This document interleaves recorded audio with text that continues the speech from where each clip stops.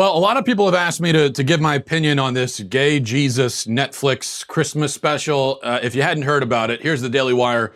Netflix is catching major heat after the streaming service added a Christmas-themed dark comedy made by a Brazilian comedy group about, quote, gay Jesus. Over 1.2 million Christians have signed a change.org petition asking Netflix to remove the special titled The First Temptation of Christ. According to LGBT website Pink News, the Brazilian comedy group Porta dos Fundos, which literally means back door, is comprised of 5 people from Rio de Janeiro who started making sketches and parodies on their YouTube channel. In the special, Jesus is turning 30 and brings a surprise guest to meet the family. A Christmas special so wrong that it must be from comedians Porta dos Fundos, the film was described on Netflix. The First Temptation of Christ has been slammed as blasphemous and disrespectful by Brazilian Christians, many identifying as Catholics. Various people have chimed in. It is a serious offense against Jesus Christ and the Christians. It has no historical evidence to support the insinuations presented. One petition signer wrote, according to Pink News. So you get the idea. I'll tell you why I've been hesitant to talk about this, because this is obviously nothing but cheap, stupid, witless provocation by this quote-unquote comedy group. This is the equivalent of someone making a fart noise in your face, if it's even that sophisticated. I mean, I think even that's probably overselling it a little bit. They're begging for attention. They want you to be outraged, but they haven't really earned it. They haven't earned your outrage. Part of me feels like getting mad about this is like getting mad at someone for making a "your mama" joke. Now, it could be perfectly warranted for you to be upset or angry when someone insults your mother, but if they do it in the form of a "your mama" joke, then it's not worth your energy, right? And so part of me feels like that's the case here. And all of what I'm saying now would hold true if this comedy group, and you just have to imagine the air quotes every time I say comedy group, but if this group had just made this dumb video, put it on YouTube or something like that, and that was that, then I would say, well, there's nothing for us to talk about. We shouldn't react to it. We shouldn't give these morons our attention. But that's not what happened. Netflix picked it up.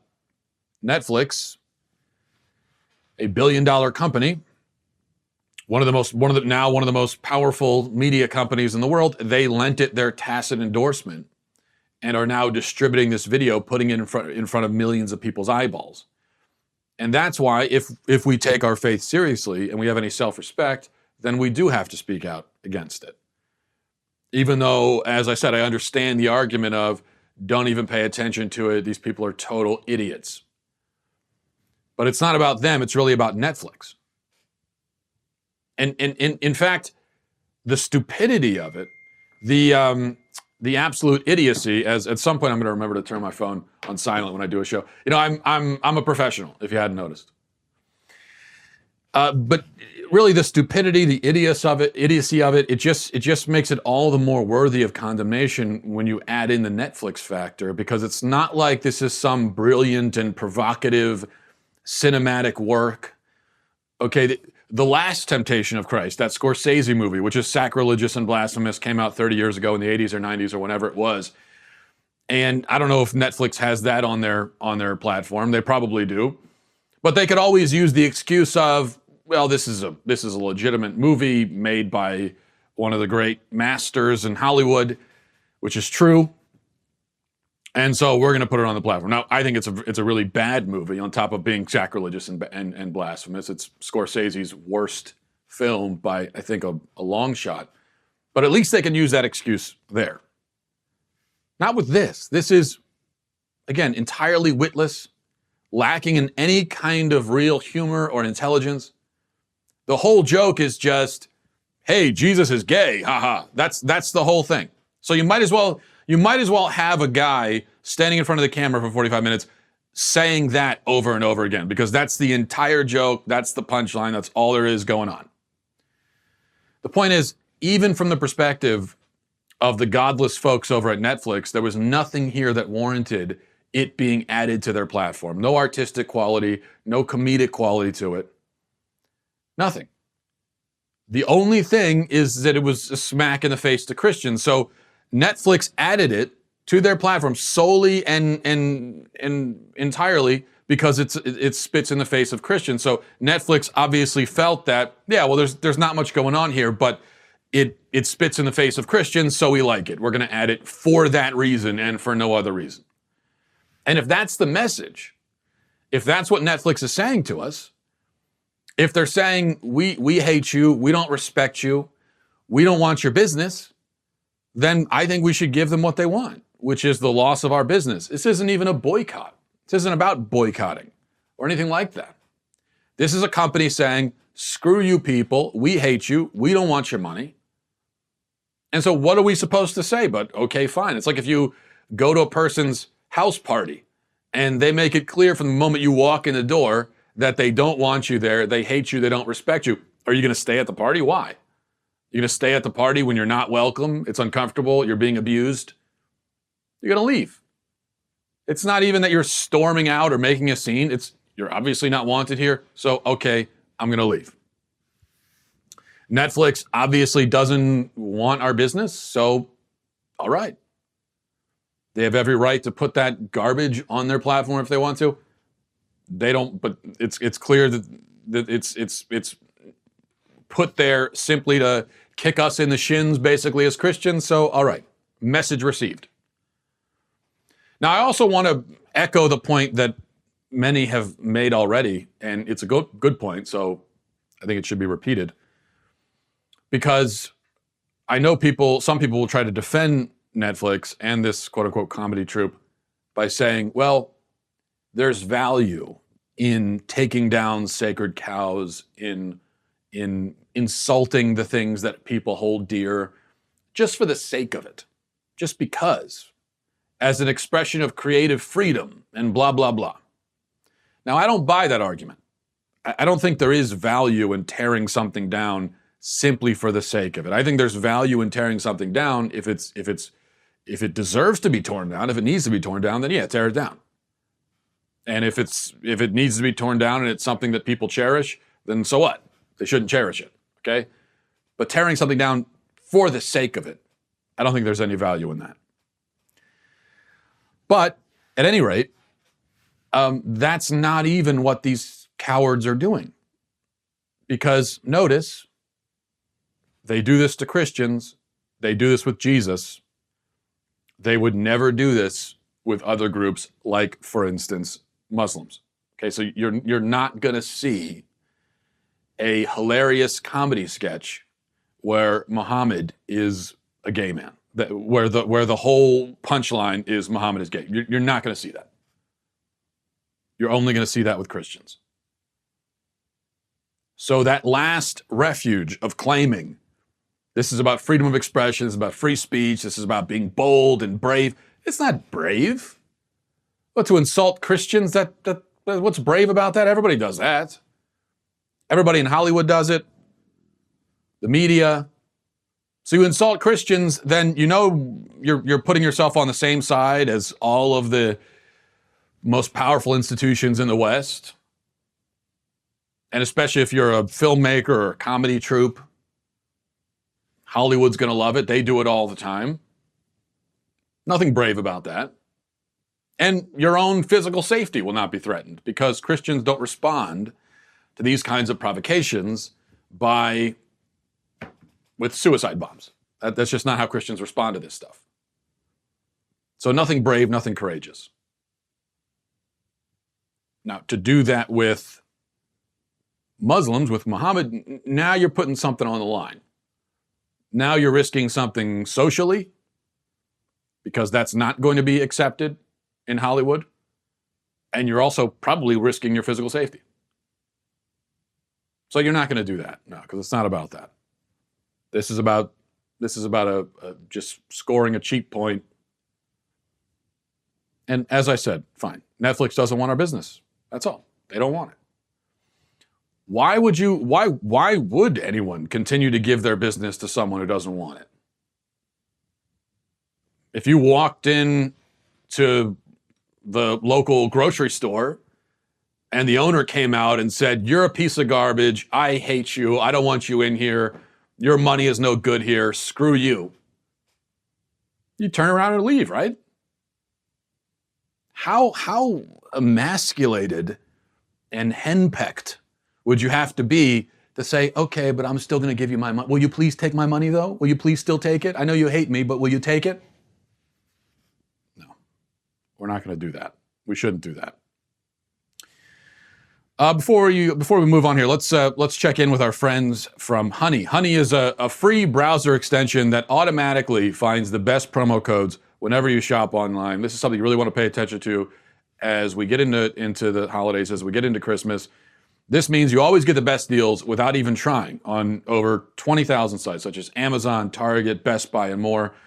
Honey has found its over 10 million members, over $1 billion in savings. I feel like I have to emphasize that. 10 million members, over $1 billion in savings that these members have gotten through Honey. Supports over 20,000 stores online, like I said.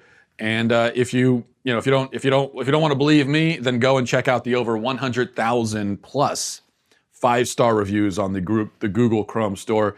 I can tell you, I've been using this thing for my holiday shopping, which has just made it a lot easier, and I've been saving a ton of money as well. There's no reason to not get this. If you're buying gifts this holiday season, then you need Honey.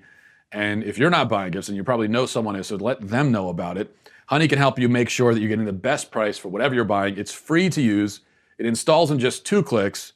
Get Honey for free at joinhoney.com/Walsh. That's joinhoney.com/Walsh. Well, Barack Obama, a man who single-handedly prevented a woman from becoming president in 2008, he recently said, maybe you heard about this, he was giving a speech, and he said that women are indisputably better leaders than men. Indisputably. He constructed this utopian vision of an estrogen-filled future and said that he's, quote, absolutely confident that there would be significant improvement in all aspects of life if every nation on earth was run by a woman. For even just 2 years. So 2 years of women running everything, and the whole world would be improved drastically. Now, he did allow in this speech that women are, quote, not perfect. So he did say that, but he said that they're better than us, meaning men. And despite having chosen himself an old man, not a woman, an old man, as his running mate for both of his presidential campaigns, he also laid the blame for the state of the world at the feet of old men who refused to get out of the way. So this is the rhetoric that he's going with. I think maybe all you need to say in response to this simpering, ridiculous nonsense is just speak for yourself, Obama. If you feel like you were an inadequate leader, then I'm inclined to agree. And if you feel like pretty much any woman would have been better than you, sure, I'm with you on that. But I don't think your problem was an excess of testosterone. I don't think that was the issue. Now, as to this idea that women are better leaders than men, and Obama's not the only person that you hear this from. You hear it from feminists too. It's a common talking point on the left especially. Well, there's no evidence whatsoever that women are inherently better leaders than men. Women have led many countries throughout history. There are several countries today that are run by women. So you can go and look, and if female leadership spawned drastic improvements across the board, we should have quantifiable evidence of that by now. You should be able to look and see, well, when women take over, look at all these things, everything gets better. Well, that's not actually what you see. It kind of depends on the woman, just like it depends on the man, as far as leadership goes. Besides, I think personal experience would maybe call into question Obama's claim that exclusive female leadership would bring peace and harmony throughout the globe. Because I'll try to say this delicately, but women are good at many things, certainly, but peaceful and drama-free cooperation with each other doesn't quite make the top 10 of that list. So when you hear this stuff about if women ran everything, there'd be no more wars. Are you sure? I think there would at least be the same number of wars, maybe even more, actually.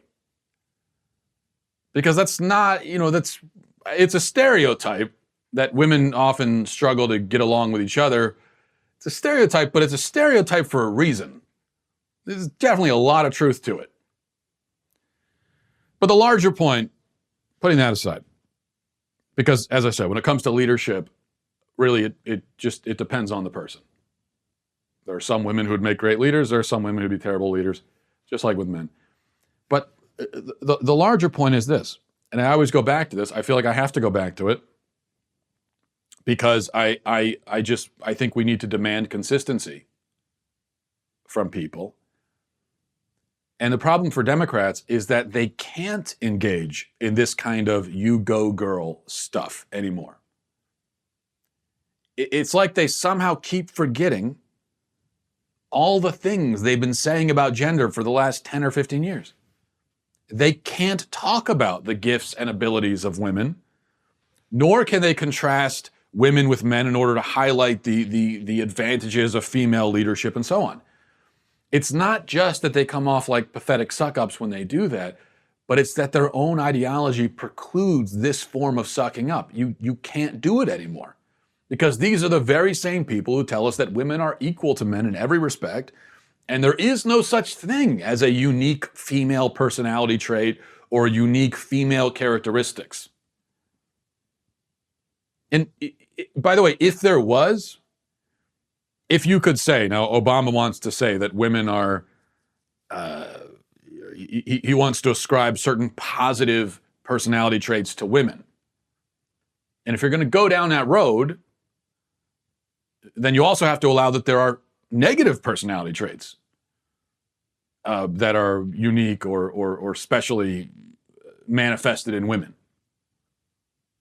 You can't just say that it's positive. That's not how people work. Nobody has only positive traits.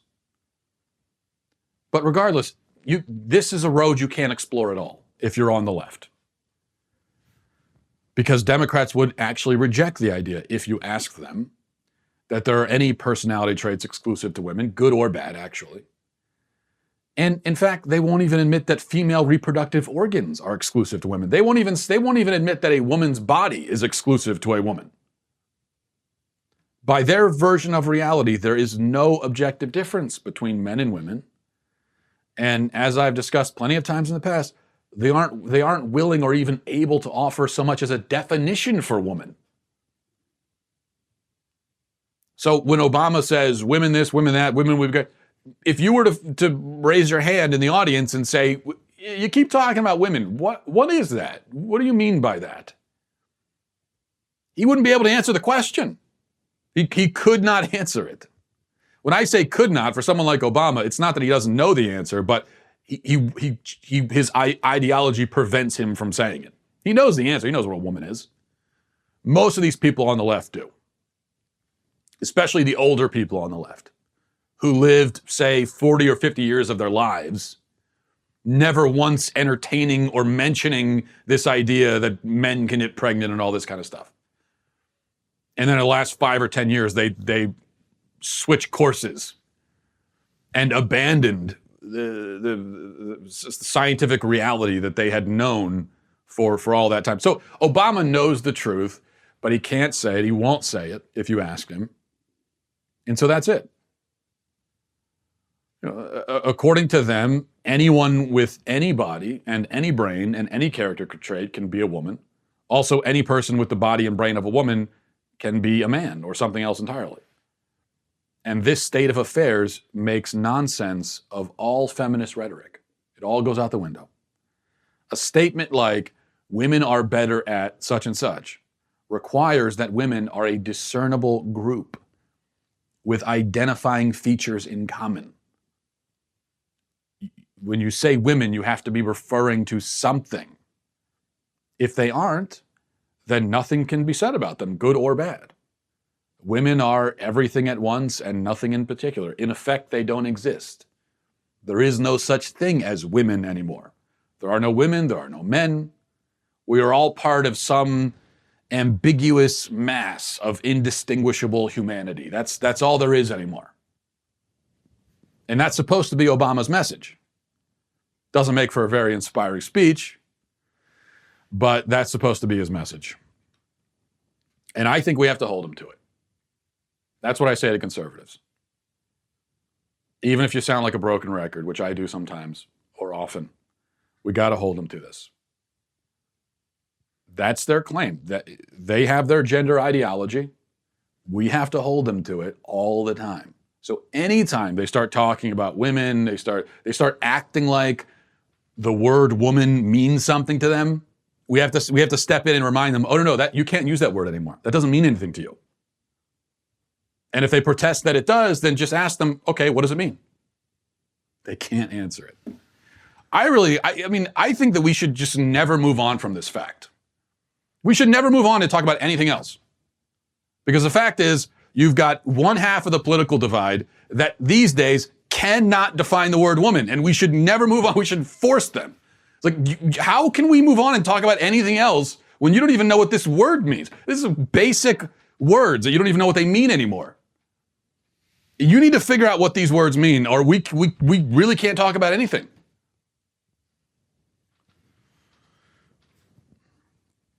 It's amazing to me that conservatives let liberals get away with this. Political debates, cable news debates.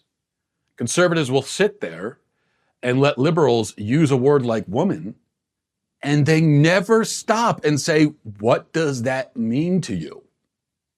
I've never seen anyone do it. How have I never seen anyone do that? How has no one ever done this?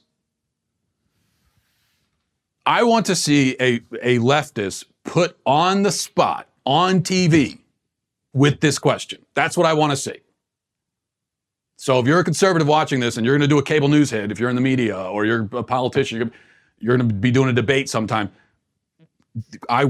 put them on the spot. The first time they say the word woman, stop them and say, what does that mean? Give me a definition. It's like we're letting them get away with it. We're letting them get away with holding their gender ideology. It's total nonsense. It's completely insane. It has erased everything they've said about gender for the last 50 years, and we're letting them get away with it. Like we're helping them by pretending we don't notice how insane it is. I mean, imagine if there was a politician who of either party who was a flat earther, who believed the earth was flat. And unfortunately, there are more people than you would like to believe these days who do believe the earth is flat. But what if a politician, what if a senator or someone came out and said the earth is flat? Would you ever be able to take anything they say seriously again? Would you ever, if you were a candidate opposing them in an election, would you allow there to be any debate that doesn't come back to that point? Like, would you allow them to ever move on? Would you allow them to say, oh yeah, I think the earth is flat. Anyway, let's talk about this over here. No, every chance you got, you would say, no, stop. Wait a second. Let's go back to the earth being flat thing. We're not going to skip over that. We need to explore that. Yet we let the left do this. We let Democrat politicians do this.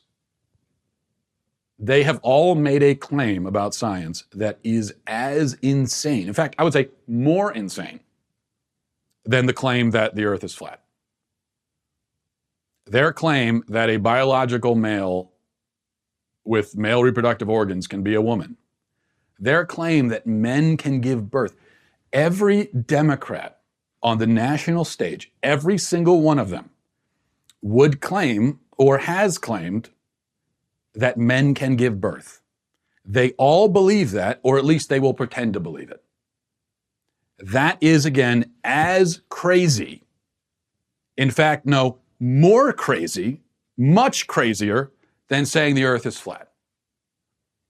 And yet we let these people move on and talk about other things without demanding that they justify that claim. Every time they say anything, we should stop them and say, yeah, but you think men can give birth, so you're crazy. You're just insane. Until you drop that, why should I listen to anything you say about any topic? All right. This holiday season, do your friends and family a solid by getting them a Daily Wire gift membership.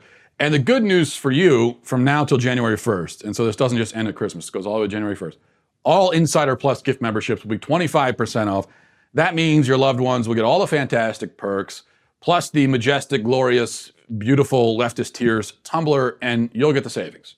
So they get the perk, you get the savings. That's 25% off all Insider Plus gift memberships this holiday season. Go to dailywire.com/gift to get your 25% off. Again, that's dailywire.com/gift to get your 25% off. Give them a gift they'll thank you for all year long. All right, speaking of crazy, that could be my transition for every topic I do on this show. Reading now again from the Daily Wire. On Monday, video emerged of the performance of transgender stripper Beyonce Black St. James. I think that's the whole name. Beyonce Black St. James.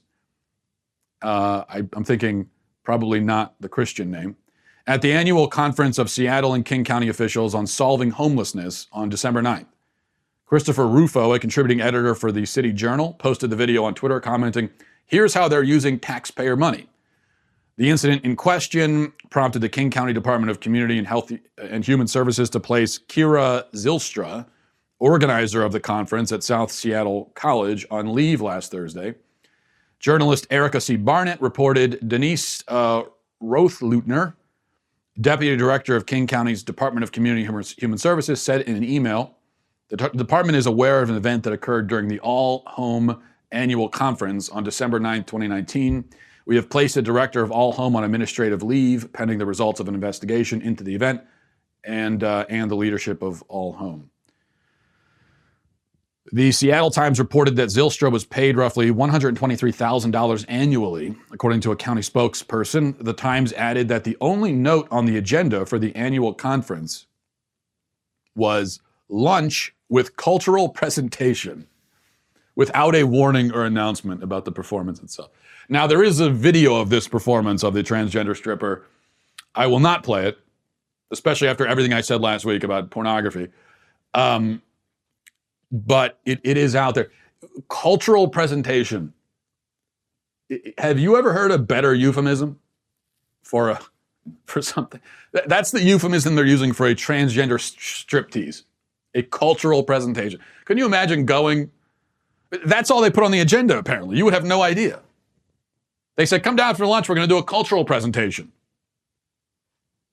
And then next thing you know, you see a man with fake breasts taking his clothes off on the stage.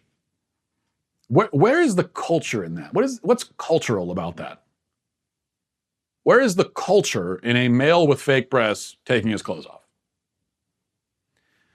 But see, I think this story is important to take note of. One, because it once again highlights the complete descent into insanity that's happening on the left. But also because Democrats say, oh, you got to give us more money. We need more money, more tax money. And if you give us more money, we're going to do things like solve homelessness. Bernie Sanders makes this claim all the time. Give him more money, and we'll solve homelessness. We'll have a utopia. No homelessness, no drug addiction, no starving people. Everyone's got, no more student debt. Well, the Democrats in Seattle, they got tax money to solve homelessness, and this is what they meant by we're going to solve homelessness. What they meant is transgender stripper. So keep that in mind. Let's go to emails. mattwalshshow@gmail.com, mattwalshshow@gmail.com. This is from Chris. Says, Matt, your disastrous and frankly dangerously heretical guidance on cooking the sweet ambrosia that is salty, delicious pork belly, simply called bacon by the untutored, is nothing short of inciting vandalism. You might as well champion drawing crayon mustaches on the Mona Lisa. Every man with an orderly mind and properly educated in the preparation of the gift God literally blessed mankind with on a tablecloth from the heavens knows it must be grilled. Only a searing, well-seasoned grill provides the proper balance of heat and carbon required to allow the internal fat to reach just that crispy and tender homeostasis, which yields a perfect sweetness that can set off any dish, from omelets to oysters to only bacon. Indeed, the only acceptable justification for cooking bacon in a skillet is a need to save and use the drippings to later infuse into a bottle of Kentucky bourbon. Your distorted views on this topic make me question your suitability for any future tyrannical aspirations. Well, Chris, I spent 10 minutes on my show talking about bacon, while other shows are talking about breaking news, important news like impeachment. I'm sitting here talking about bacon, okay? That's the kind of commitment you get from me when it comes to this topic. Is there any other show hosts? Anyone else in conservative media anywhere who's going to spend 10 minutes of a show talking about how to cook bacon? Maybe there's a reason for that. Possible. But that's what I did. And your response is to criticize me? Your response, rather than writing me an email saying, thank you so much, Matt, for that beautiful presentation. Thank you for calling attention to this. Thank you for raising awareness about the proper way to cook bacon. Thank you for that. You are a hero. You deserve the Nobel Prize. You are a genius. Instead of that, which is what I expect, I get criticism. Unbelievable. And you expect me to believe that you know how to cook bacon? Because, cooking bacon comes down to character. It comes down to what kind of a person are you? And I firmly believe if you cannot properly cook bacon, that's a reflection of your character. It's obvious that you have character flaws, one of them ingratitude. So no, I don't want your ungrateful bacon. You don't need, I showed you the photographic evidence. You saw it for yourself. So maybe you need to expand your mind a little bit. I don't need a fancy grill. I'll put it on a skillet. I could cook the bacon on a hot furnace. Okay, I could cook it. I could cook it on the street on a 90-degree day, and it's going to look that good. It's not about the tools you use, Chris. It's about the spirit, the love that you put into it. That's what I believe. How dare you? From Jeff. Greetings, Matt. I really appreciate your show and all you do. I agree with your recent stances on pornography, Christmas decorations, and bacon, but I can't let those are the things I've been talking about. It's true. But I can't let your error regarding the worst Christmas song ever go unchecked. The worst Christmas song ever is by the other solo Beatle artist, John Lennon. Happy Xmas, War is Over. The song is so bad, I can only attribute your error to your subconscious mind forgetting that it does in fact exist. I've attached a link to this putrid garbage, and I apologize in advance if you click on it. Yeah, well, it is a terrible song, obviously, Jeff, from John Lennon.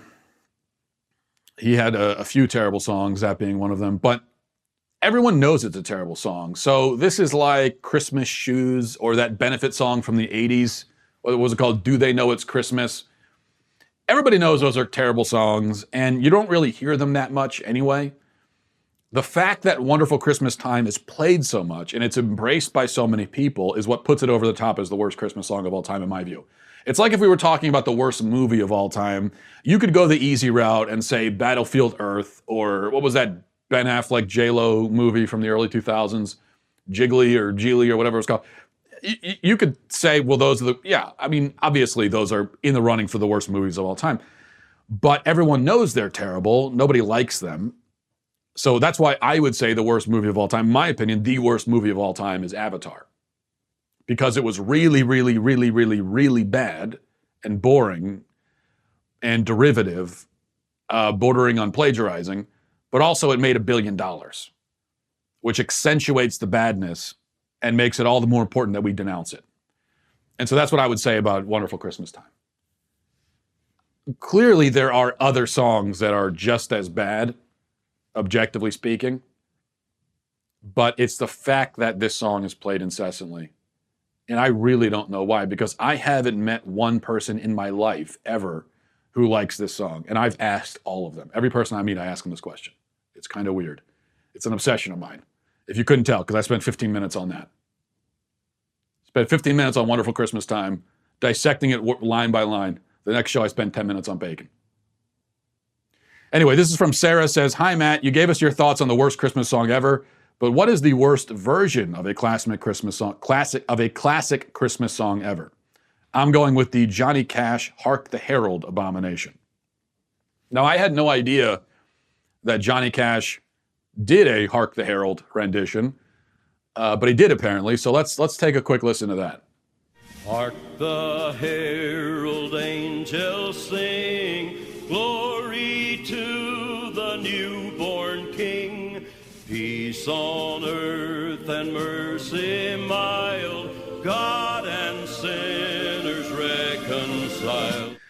I think that wasn't so bad.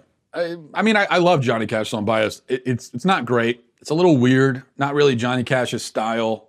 Not the version of Hark the Herald that I would listen to, but it's not even close to the worst. No, the worst rendition of a classic Christmas song, I think this is easy. This is Christina Aguilera did an Oh Holy Night rendition. And the fact that she butchers such a beautiful song is what makes it all the worse. But let's listen to part of that. Oh, yeah. Oh, holy night, the stars are brightly shining. It is the night of a dear Savior's birth. Oh, yeah. Now long lay the world in sin and never pining till he appeared and the soul felt its worth. Yeah, okay. Just sing the song, Christina. Sing the damn song. Christmas hymns are not a time for showing off your vocal range. The Christmas songs, and this is what all hymns, any song that's sang in a church or that is a song that would be appropriate to sing in a church, any of these songs, hymns, gospel songs, any of it, it's not about you, the singer. You sing a song, you sing it traditionally. I don't want to hear it you mixing it up a little bit and trying to do your own cute thing with it. Just sing the song. All right, this is from Nathan, says, Matt, I've heard your opinion about the worst Christmas song, but what about the best? Enough with the negativity. I don't know why you accuse me of negativity. I'm nothing but a ray of sunshine. All I ever do is look on the bright side. I'm honestly shocked that you would say that about me. This show could be titled The Bright Side with Matt Walsh. Maybe that should be the title, actually. Because that's all I do is I say, listen, let's not focus on the bad things in life. Let's all just be happy. Isn't that my message?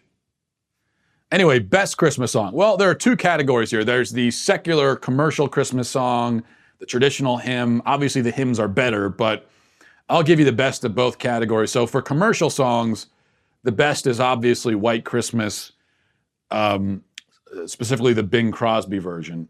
Really every Bing Crosby Christmas song. It's beginning to look a lot like Christmas. That's another great one. As for hymns, I'm partial to O Come, Emmanuel, which is, every time I say this is why anytime I say this, every Catholic jumps in to say, that's not a Christmas song, it's an Advent song. That's Advent, not Christmas. I know it's an Advent song, I'm aware of that. But it's still I consider it a Christmas song also because I really like it. It's my favorite. Also, though, I would say, O Come All Ye Faithful. Beautiful song. Joy to the World is also great. Hark the Herald. Holy Night. The First Noel. I mean, they're all superb. When it comes to traditional Christmas hymns, there isn't a bad one. They're all good. But probably, if I can't count O Come Emmanuel, then I would probably say O Come All Ye Faithful.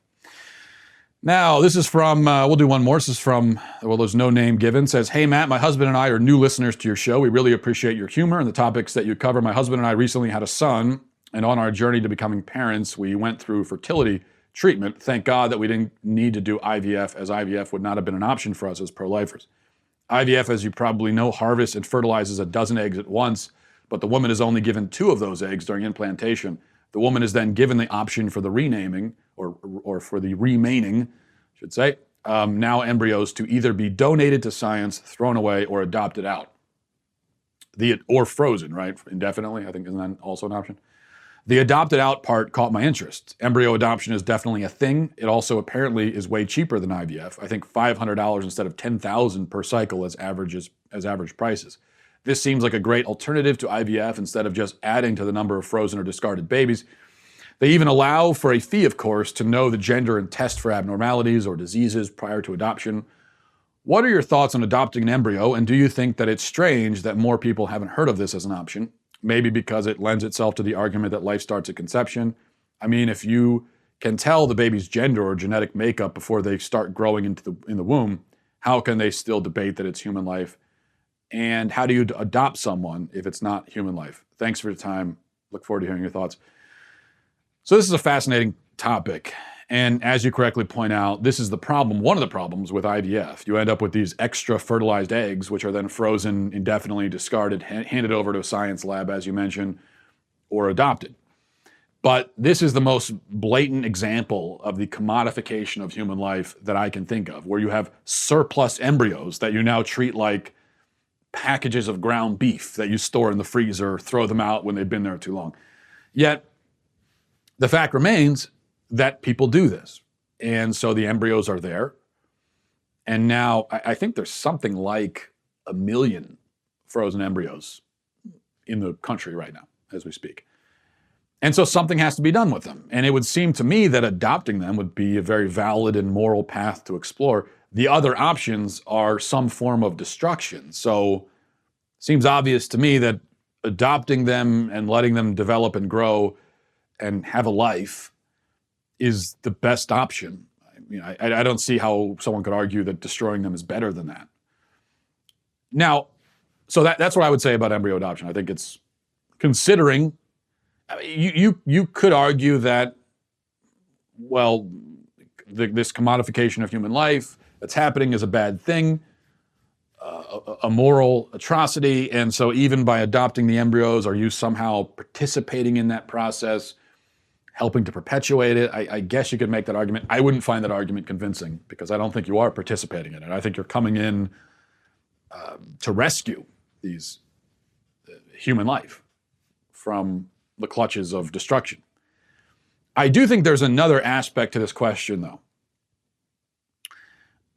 It seems clear to me that the just thing to do or rather for an embryo is to adopt it. But we also have to ask the question, what about the born children, the many born children, who are in the adoption system waiting for homes? If you're a couple looking to adopt, if that's an option for you, you have the wherewithal, the will, the money, and the resources, everything, and you want to adopt, couldn't an argument be made that you should perhaps focus on the born children who need to be adopted over the embryos? Now, I'm obviously not pulling the old pro-lifers only care about born children or don't care about born children. I'm obviously not pulling that card.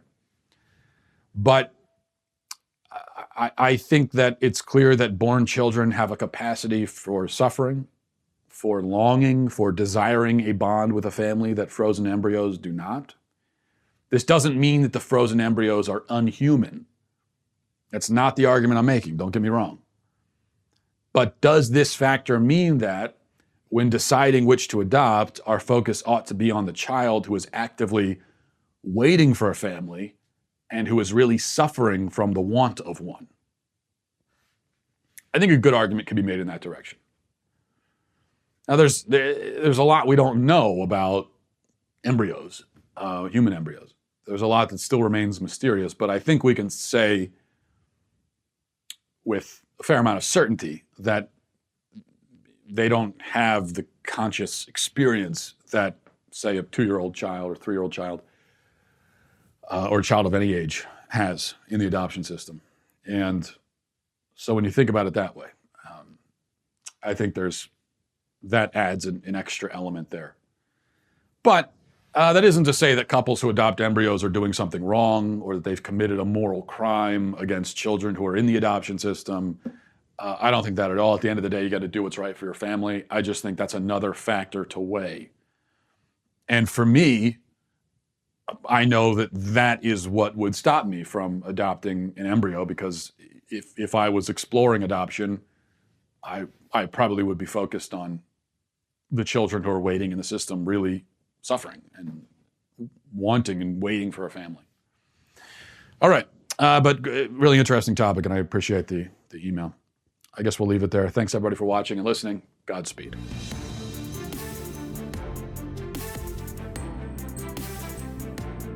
The Matt Walsh Show is produced by Sean Hampton, executive producer Jeremy Boring, senior producer Jonathan Hay, supervising producer Mathis Glover, supervising producer Robert Sterling, technical producer Austin Stevens, editor Donovan Fowler, audio mixer Mike Coromina.